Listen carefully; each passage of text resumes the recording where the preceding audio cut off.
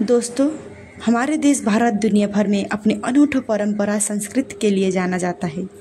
आपने भारत के कई रहस्यमय मंदिरों के बारे में सुना होगा, लेकिन आज आप ये 5 रहस्यमय मंदिर के बारे में सुनकर निश्चित ही हैरान रह जाओगे। हमारे लिस्ट में जो पहले नंबर पर मंदिर है उसके बारे में जानकर आप निश्चित ही हैरान रह जाओगे। चलिए मंदिर के बारे में जानते हैं।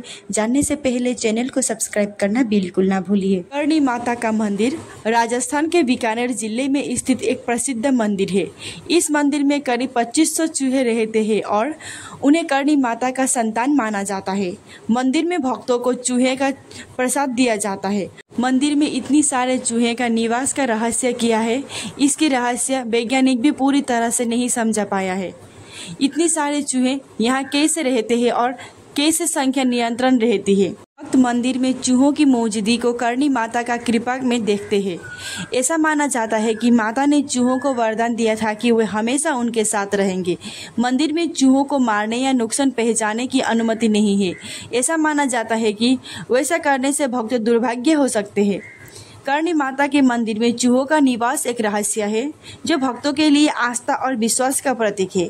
यह मंदिर एक अनूठी धार्मिक यात्रा का केंद्र है जहां चूहे पवित्र माने जाते हैं और उनकी पूजा की जाती है। कन्याकुमारी देवी मंदिर, जिसे कुमारी अम्मन देवी के नाम से भी जाना जाता है, तमिलनाडु के कन्याकुमारी जिले में स्थित देवी कन्याकुमारी का प्रमुख मंदिर है।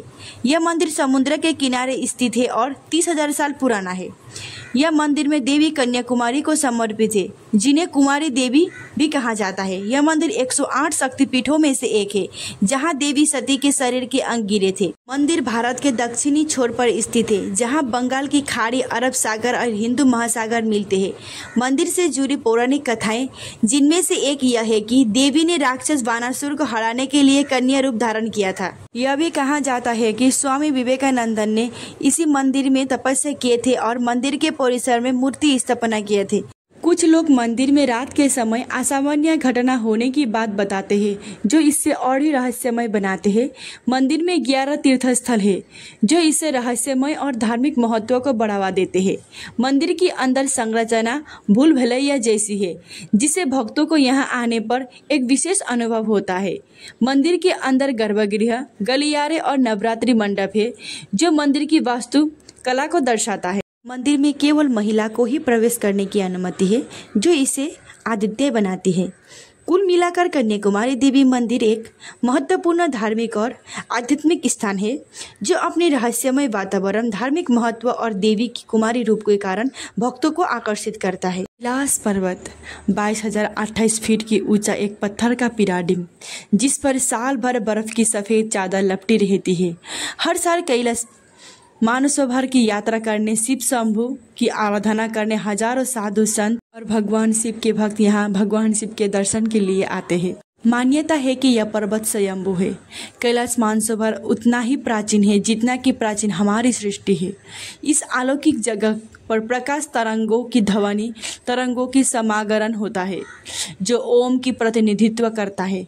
कैलाश पर्वत की तलचोटी में कल्पवृक्ष लगा हुआ है। कैलाश पर्वत के दक्षिण भाग की नीलम, पूर्व भाग की क्रिस्टल, पश्चिम की रूबी और उत्तर की स्वर्ण रूप में माना जाता है। पौराणिक मान्यता के अनुसार यह जगह कुबेर की नगरी है। यहीं पर महाविष्णु के कर कमलों से निकलकर गंगा कैलाश पर्वत की चोटी पर गिरती है, जहां प्रभु शिव उन्हें अपनी जटाओं में भर धरती पर निर्मल धारा के रूप में प्रवाहित करते हैं।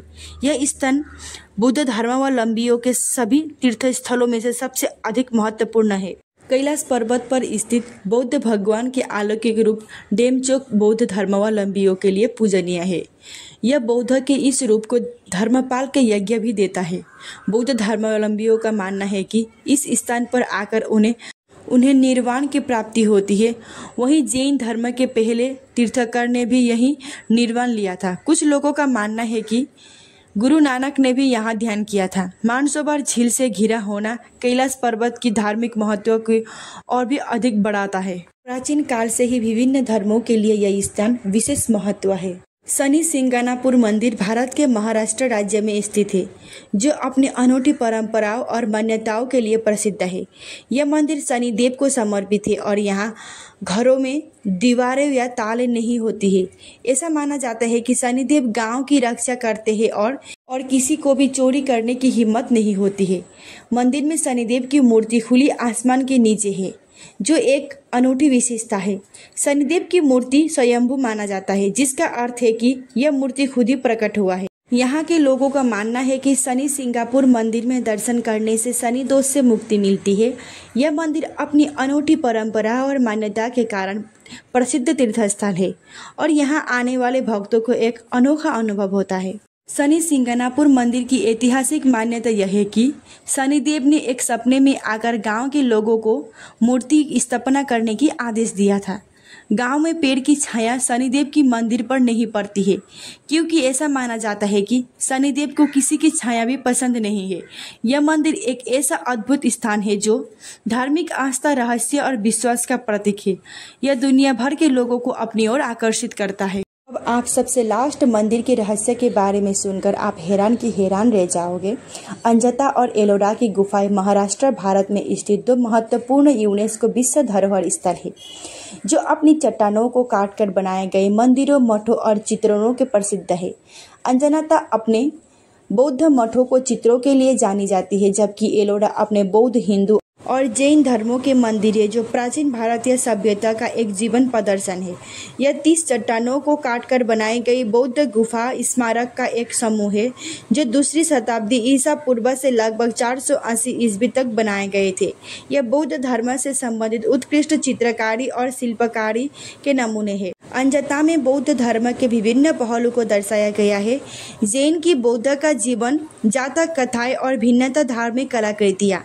यह एक विशाल चट्टान को काटकर बनाई गई 34 गुफाएं का एक समूह है, जिसमें बौद्ध, हिंदू और जैन धर्मों का मंदिर है।